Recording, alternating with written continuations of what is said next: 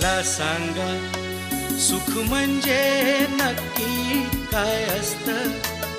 मला सांगा सुख म्हणजे नक्की काय असतं. काय पुण्य असलं की ते घर बसल्या मिळतं.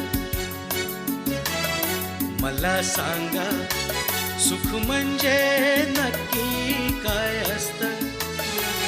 काय पुण्य असलं की ते घर बसल्या मिळतं.